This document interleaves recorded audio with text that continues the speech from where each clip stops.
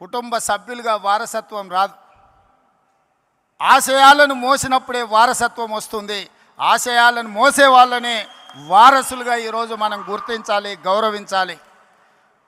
వైఎస్ఆర్ ఆశయం ఈ దేశంలో కాంగ్రెస్ బలంగా ఉండాలి, బడుగు బలైన దళిత గిరిజన మైనారిటీ మహిళల్ని ఆదుకోవాలి, హక్కున చేర్చుకోవాలి అనే ఆలోచనతో రాహుల్ గాంధీ గారు ప్రధానమంత్రి కావాలన్నదే వైఎస్ఆర్ గారి ఆలోచన.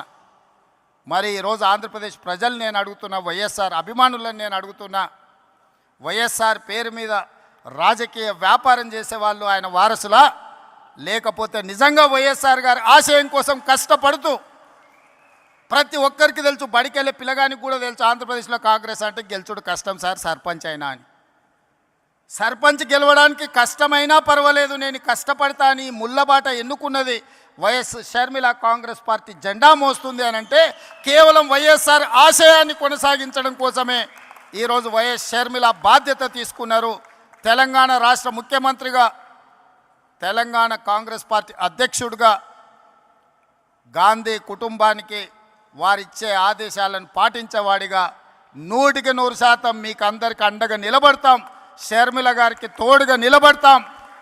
ఆంధ్రప్రదేశ్లో కాంగ్రెస్ను గెలిపించడానికి, కాంగ్రెస్ పార్టీ కార్యకర్తలను కాపాడుకోవడానికి, ఎలాంటి కార్యాచరణ తీసుకోవడానికైనా మేము సిద్ధంగా ఉన్నాం.